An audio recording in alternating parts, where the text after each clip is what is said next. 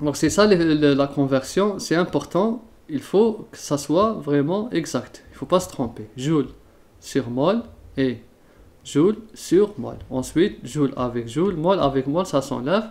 Les valeurs que j'ai trouvées ici, c'est 0,0824, je pense. Oui, c'est ça. Et l'enthalpie de fusion de l'eau est égale à 6025 joules mol moins 1. Et en faisant le calcul, d'accord, maintenant on va remplacer directement ici. En faisant le calcul, on va trouver une valeur de... Donc on va remplacer directement ici. Donc T1 est égal à 273,15 Kelvin, exposant de ici 0,0824 sur 6025. Et là, c'est-à-dire ici la température, j'ai mis 2, mais c'est en réalité c'est la température de fusion à 0,5 atmosphères. Là j'ai trouvé environ 273,154 Kelvin. Là c'est la température de fusion à 0,5 atmosphères. On voit bien que si on met delta T, c'est-à-dire le T2 moins T1, j'ai trouvé environ 0,04. Donc c'est environ 0,04 ou bien 0,4. Voilà, c'est vraiment c'est rien. C'est presque la température de fusion ici, c'est-à-dire en diminuant la pression, la température de fusion et on va dire elle est constante, elle reste inchangée. Il n'y a pas eu de changement, donc on voit bien que l'eau solide qui va se transformer en eau liquide, si on fait diminuer la pression sur la surface de l'eau solide, la température de fusion ne va pas être affectée. D'accord, on voit bien que la température de fusion n'est pas affectée par la diminution d'une pression.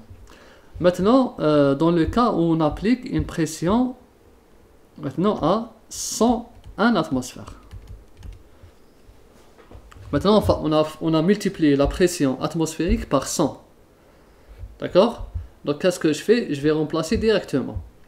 Ici, cette relation, ici, là, je vais remplacer et j'aurai pas, là, au lieu de mettre 0,5, je vais mettre 101. Moins 1, donc j'aurai 100. Donc, rien ne va changer. Donc, directement, on fait ici, au lieu de mettre 0,5, on va mettre 100 atmosphères ici. Et tout le reste est inchangé.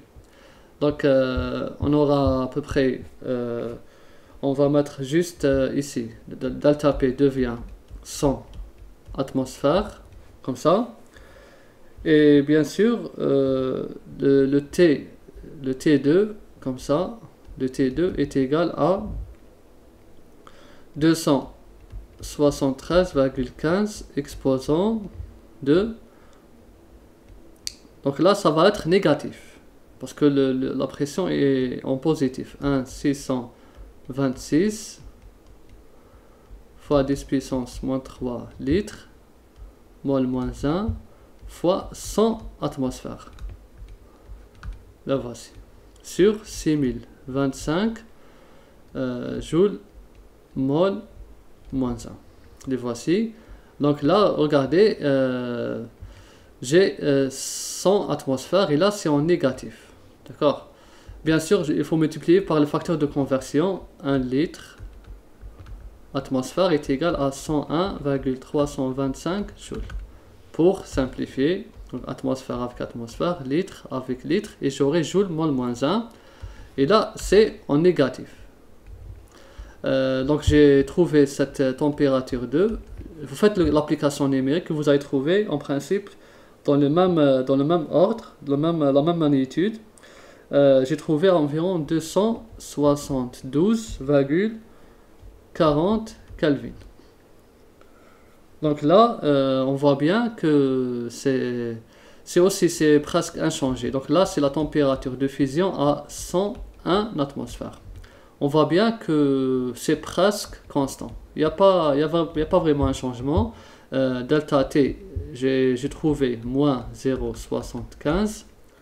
Donc la température a diminué. La température de fusion a diminué à 101 atmosphères. Est-ce que c'était prévisible? Oui, parce que c'est un système condensé.